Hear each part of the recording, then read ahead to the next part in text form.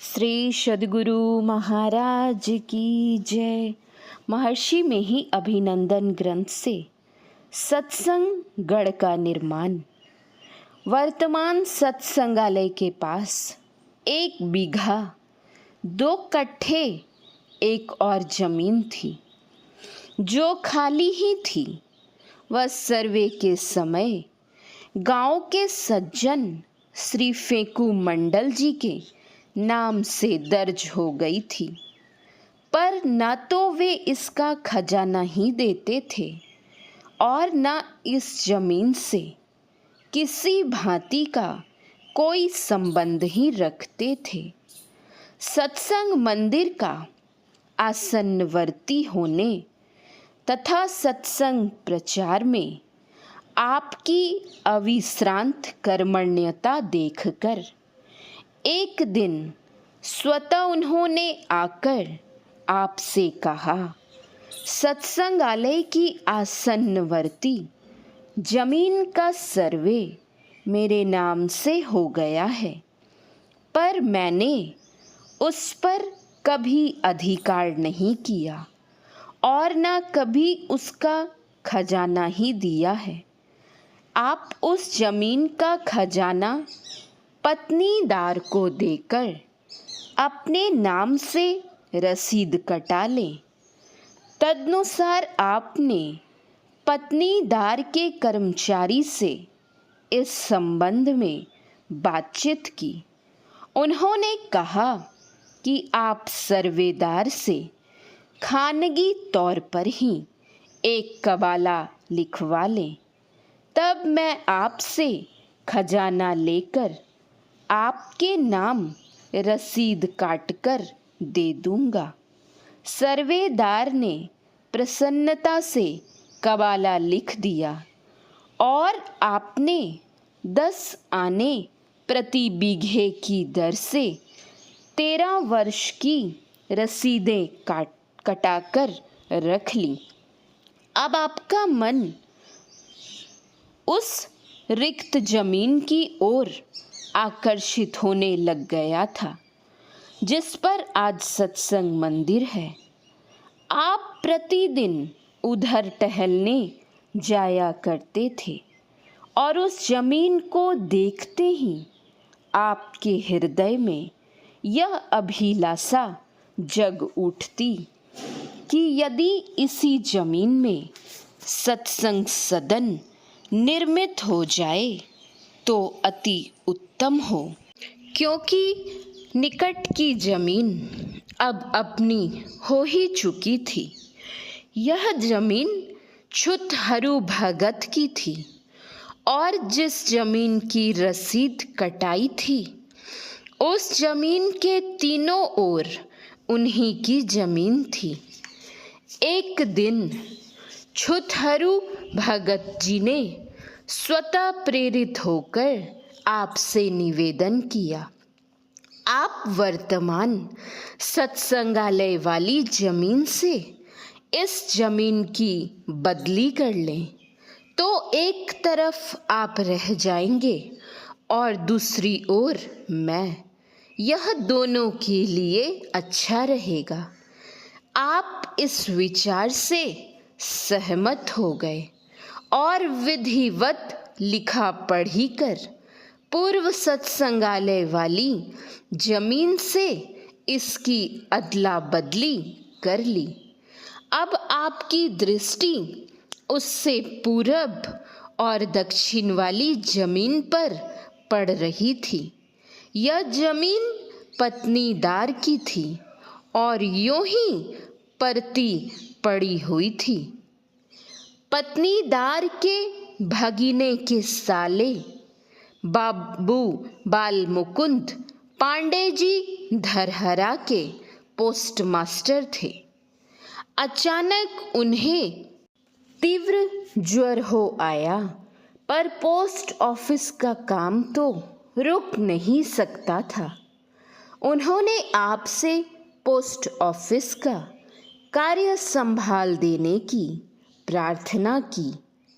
आपने उत्तर दिया, मैं तो उस कार्य के विषय में कुछ जानता नहीं, अतः एक बार बता दें तो अच्छा होगा। वे बात करने में भी असमर्थ हो रहे थे। कहा, आप तो अंग्रेजी जानते ही हैं। छपे फॉर्म में कार्यविधि पढ़कर जैसा समझ में आए कार्य संपन्न करते रहें। उनकी लाचारी देख आपने यह उत्तरदायित्व स्वीकार कर लिया। उनकी बीमारी बढ़ती ही गई। अंत में उनके पिताजी आए और उन्हें लेकर यहाँ से चले गए। आपने 15 दिन तक उनके स्थान पर काम चलाया। इसी बीच में पोस्टल विभाग के एक निरीक्षक जांच करने के लिए आए। उन्होंने आपके कामों में कहीं कोई त्रुटि नहीं पाई। पोस्ट ऑफिस में यदि कोई मनी ऑर्डर, फॉर्म आदि लिखवाते तो पोस्ट मास्टर साहब को कुछ नजराना दे दिया करते थे। एक बार एक व्यक्ति रुपया मनी ऑर्डर करने आया। आपसे ही मनी ऑर्डर फॉर्म भरवाकर उसने रुपया मनी ऑर्डर कर दिया। प्रथम के अभ्यस्त तरीके के अनुसार नजराने के रूप में एक पत्र के दोने में नारियल की गरी तथा कुछ किशमिश मुनक्का भरकर वे देने लगे। आपने उसे लेना अस्वीकार कर दिया और कहा, जब पुराने पोस्टमास्टर साहब आवें तब आप पूर्व की भांति उन्हें ही दिया करेंगे। आपकी ऐसी निस्वार्थ भावना देखकर जनता की श्रद्धा आपके प्रति बढ़ गई और आप सदा इसी भांति पोस्ट ऑफिस के सभी काम पूरे करते रहे।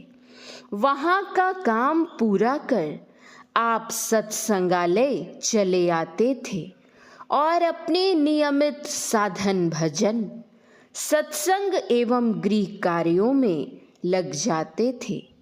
यहाँ किसी के बारंबार अनुरोध करने पर भी पोस्ट ऑफिस का कोई काम नहीं करते थे।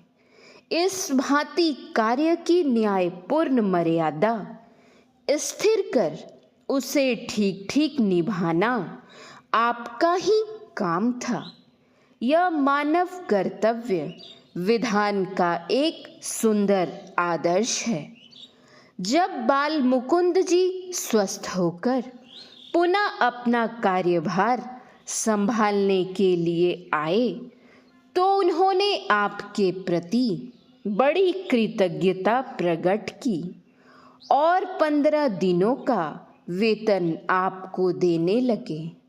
आपने वेतन नहीं लिया और उनसे कहा, मैंने तो असहाय अवस्था में आपकी सहायता कर दी, जो मनुष्यता का पुनीत कर्तव्य है, फिर वेतन कैसा?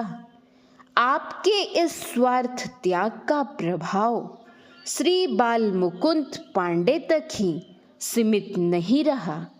उनके बहनोई श्री वासुदेव चौबे तथा उनके परिवार के सभी लोग इस स्वार्थ त्याग को देखकर चकित हो गए।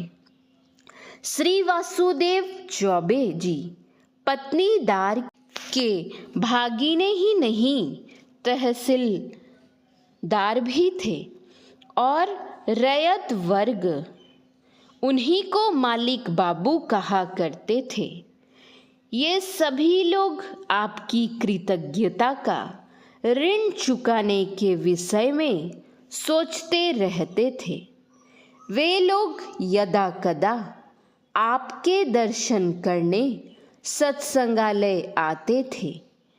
एक दिन उक्त जमीन को जिसे उपलब्ध करने की आपके मन में अभिलाषा जगी थी, सत्संगालय के निकट देखकर उन लोगों के मन में वही जमीन आपको बंदोबस्त देने की इच्छा उत्पन्न हो गई और इसे ग्रहण करने के लिए वे लोग आपसे अत्यंत आग्रह करने लगे।